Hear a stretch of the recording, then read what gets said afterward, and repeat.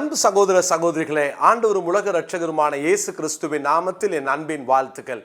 இன்றைய முத்து மூலமாக உங்களை சந்திப்பதிலே நான் அதிக மகிழ்ச்சி அடைகிறேன். பிரியமானவர்களே, உபத்திரவத்தை குறித்து பல செய்திகளை இந்த நாட்களில் நம்ம கேட்க தேவன் கிருபை பாராட்டி இருக்கிறார். கர்த்தர் நல்லவர். தொடர்ந்து இந்த நாட்களிலும் எல்லா உபத்திரவங்களையும் ஆண்டவர் பார்க்கிறார் என்று நேற்று தினத்தில் நான் சொன்னேன். அது மாத்திரமல்ல, அவர் உபத்திரவங்களை கேட்கிறவர், பெருமூச்சை கூட அவர் கேட்கிறார் என்பதை நாம் பார்த்தோம். இன்றைக்கும் எபிரேயருக்கு எழுதின நிருபம் 10ஆம் அதிகாரத்தின் 32ஆம் வசனத்தை நான் வாசிக்கிறேன். எபிரேயர் 10:32. முந்தின நாட்களை நினைத்து கொள்ளுங்கள், நீங்கள் பிரகாசமாக்கப்பட்டிருந்த அந்த நாட்களில் உபத்திரவங்களாகிய மிகுந்த போராட்டத்தை சகித்தீர்களே. உபத்திரவத்தை சகித்து கொள்ளுங்கள். இங்கே எபிரேயருக்கு எழுதின ஆக்கியோன் சொல்லுகிறார், உபத்திரவத்தை சகித்தீர்களே என்று சொல்லுகிறார். எப்போ நம்ம வாழ்க்கையில் எப்பவுமே முந்தின நாட்களில் பல உபத்திரவங்களை சகித்தோம். ஆனால் காலங்கள் மாற மாற நம்ம வாழ்க்கையில் வருகிற உபத்திரவங்களில் நம்ம நினச்சிக்கிறோம், எனக்கு இருக்கிறதுல இதுதான் மோசமான காலம், இதுதான் பயங்கரமான இக்கட்டான ஒரு சூழ்நிலையில் நான் இருக்கிறேன் அப்படின்னு நம்முடைய உபத்திரவ காலங்களில் நம்மளால் இன்னைக்கு சந்திக்கிற பிரச்சனைகளை முறுமுறுக்க ஆரம்பிக்கிறோம். ஆனால் கொஞ்ச காலத்துக்கு முன்னால் இதை விட பயங்கரமான உபத்திரவங்களை எல்லாம் நாம் சகித்தோம். பிரியமானவர்களே, இந்த நாட்களில் கர்த்தருடைய வார்த்தைக்கு தயவாய் நாம் திரும்பவும் நாம் பல நாட்கள் இந்த உபத்திரவங்களை சகித்தோம். இந்த நாளிலும் இந்த உபத்திரவங்களை சகிக்க ஆண்டவர் கிருபை பாராட்டுவாராக. நம்மளால் சில உபத்திரவங்களை சகிக்க முடியாமல் முறுமுறுக்கிறோம், போராடுகிறோம். ஏன் ஆண்டவரேன்னு சொல்லி கேள்வி கேட்கிறோம். ஆனால் இந்த சகித்து கொள்ளுங்கள். சில நேரம் சில குழந்தைகள் நம்மை அடிக்கும்போது இல்லை கீறும்போது நம்ம சகித்து கொள்ளுகிறோம் இல்லையா? அல்லது நம்முடைய குடும்பத்தில் யாரோ ஒருவர் நமக்கு கொஞ்சம் குரலை உயர்த்தி பேசும்போது நாம் சகித்து கொள்ளுகிறோம். சில நேரம் யாரோ தெரியாமல் காலை மிதிச்சிடுறாங்க, சகித்து கொள்ளுகிறோம். நமக்கு பிடித்தமான ஒருவர் நம்மிடத்துல கோபித்து கொள்ளும் பொழுது சகித்து கொள்ளுகிறோம் இல்லையா? அதை மாதிரி தான் சில நேரங்களில் உபத்திரவங்களை சகித்து கொள்ள வேண்டும். வலிக்கும் பரவாயில்ல அப்படின்ற அந்த மனநிலை தான் சகிப்புத்தன்மை. என்னால் ரியாக்ட் பண்ண முடியாது, நான் எதையோ ஒன்றை அங்கே மறுபடியுமாய் செய்து அதற்கு நான் பதிலாக ஏதோ ஒன்றை நான் பேசவோ சொல்லவோ கூடாது.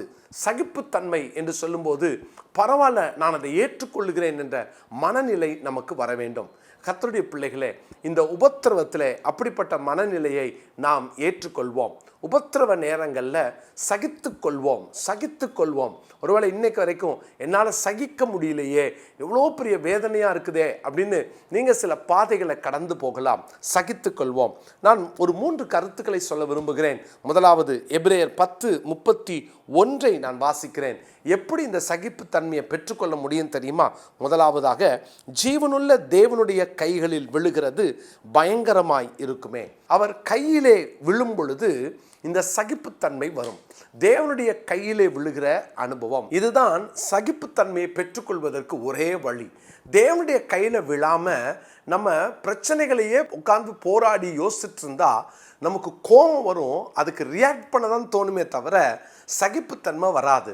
கர்த்தர் கையில் விட்டுட்டு அவருக்கு ஒப்பு கொடுத்துட்டு நாம் சகித்து கொள்வோம். அதாவது அவர் கையிலே எல்லாவற்றையும் விட்டுவிட்டோம் என்று சொன்னால் நமக்குள் சகிப்புத்தன்மை வந்துவிடும்.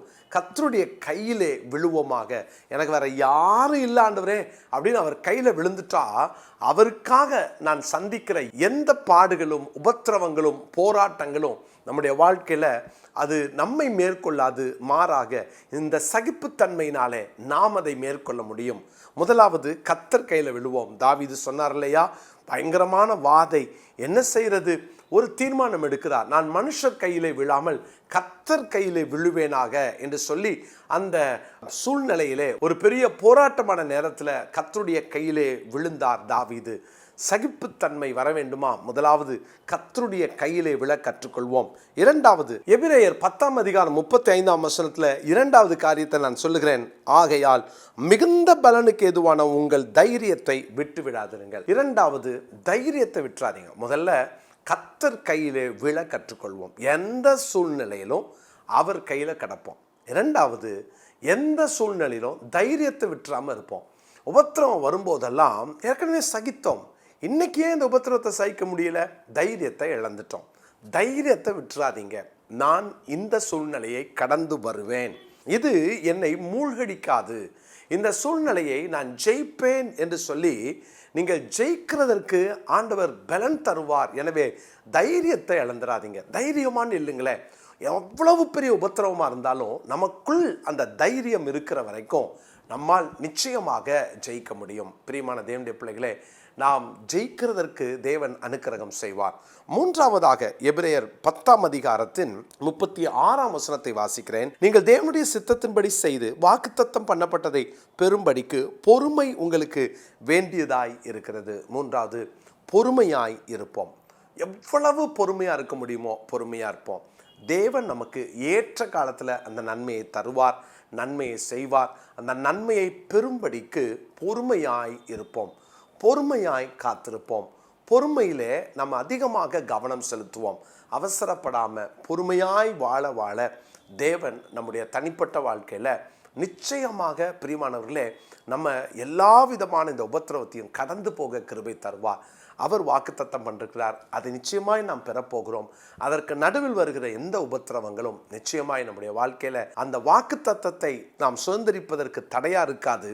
மாறாக நமக்கு பொறுமையை ஆண்டவர் கொடுத்து பொறுமை நிமித்தமாக வாக்குத்தத்தத்தை சுதந்திரித்து நாம் இந்த உபத்திரவங்களை கடந்து போக கிருபை தருவார். எனவே இந்த 3 கருத்துக்களை நம்ம மறந்துட வேண்டாம். ஒன்று, கர்த்தருடைய கையிலே எல்லாவற்றிலும் விழ கற்றுக்கொள்வோம்.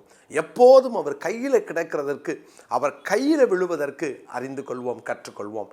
இரண்டாவது, எந்த சூழ்நிலையிலும் தைரியத்தை விட்டுறாமல் இருப்போம். மூன்றாவது, பொறுமையை காத்துக்கொள்வோம், பொறுமையாக இருப்போம். அவர் வாக்குத்தத்தம் பண்ணினதை நிச்சயமாய் நாம் சுதந்திரித்துக் கொள்வோம். எபிரேயர் 10ஆம் அதிகாரத்தின் 35, 36ஆம் வசனங்களை இந்த நாளுக்குரிய மனப்பாட வசனமாய் குறித்துக் கொள்ளுங்கள். ஜெபிக்கலாமா? நல்ல தகப்பனே, நாங்கள் நீர் எங்களுக்கு தந்திருக்கிற அந்த தைரியத்தை விட்டுவிடாமல் காத்துக்கொள்ள, இந்த உபத்திரவங்களை கடந்து செல்ல பொறுமை எங்களுக்கு அவசியம். இந்த உபத்திரவத்தை நாங்கள் கடந்து செல்ல எங்கள் தனிப்பட்ட வாழ்க்கையில் உங்கள் கையில் விழுகிற அந்த அனுபவத்தை ஆண்டவரே நாங்கள் கற்றுக்கொள்ள எங்களை அர்ப்பணிக்கிறோம். ஆண்டவரே, மனுஷர் கையில் விழாமல், உபத்திரவம் வந்ததுனால நாங்கள் போய் தேவனை விட்டு உலகத்தின் கையில் விழாமல் கர்த்தர் கையில் விழுந்து கிடக்கக்கூடிய அந்த நல்ல அனுபவத்தை எங்கள் எல்லாருக்கும் தாங்கப்பா. தாழ்த்தி உங்கள் கரங்களை ஒப்பு கொடுக்குறோம். தொடர்ந்து நீங்கள் நடத்துங்க, மகிமைப்படுங்க. இயேசுவின் நாமத்தில் ஜெபிக்கிறோம் நல்ல பிதாவே, ஆமென்.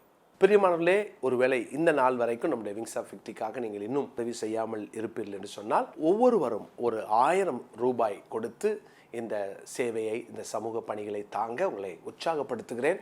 அது மாத்திரமல்ல, உங்களுக்கு தெரிந்த ஒரு நபருக்காவது இதை நீங்கள் அறிமுகப்படுத்தி நாம் ஒவ்வொருவரும் ஒருவரையாவது நாம் இந்த பெரிய பணியை தாங்குவதற்கு நாம் உற்சாகப்படுத்துவோம். தேவனுக்காக பெரிய காரியங்களை நம்ம செய்யணும், சாதிக்கணும். காரணம், நமக்கு முன்பாக இருக்கிற திட்டங்களும் பணிகளும் தரிசனங்களும் பெரியது. இதுவரை கர்த்தர் அருமையாய் அழகாய் நடத்துகிறார். எனவே தொடர்ந்து அவர் நடத்த போகிறார் என்று நான் விசுவாசிக்கிறேன். எனவே இந்த நாளிலே ஊழியங்களுக்காக ஜெபம் பண்ணிக்கோங்க. ஒருவேளை உங்கள் பகுதியில் நீங்கள் விங்ஸ் ஆஃப் விக்டரிக்காக, விக்டோரியஸ் மினிஸ்ட்ரீஸ்க்காக நாங்கள்லாம் கூடி ஒரு 4 பேர் சேர்ந்து ஜெபம் பண்ண விரும்புகிறோம் அப்படின்னா, நீங்கள் அந்த ஜெப குறிப்பை எங்களிடத்தில் கேட்கலாம். அந்த ஜெப குழுவை நான் வருவேன், என்னுடைய குழுவினர் வந்து அதை நடத்துவார்கள். அல்லது நீங்கள் விரும்பினால் அவர்கள் மாதம் ஒரு நாளோ அல்லது 2 மாதத்துக்கு ஒரு முறையோ வந்து உங்களை சந்தித்து உற்சாகப்படுத்தவும் நாங்கள் ஆவலாக இருக்கிறோம். எனவே நீங்கள் இந்த நாளிலே இந்த ஊழியத்திற்காக ஜெபிக்கவும், இந்த ஊழியத்தை தாங்கவும் உங்களை அன்போடு அழைக்கிறேன். God bless you.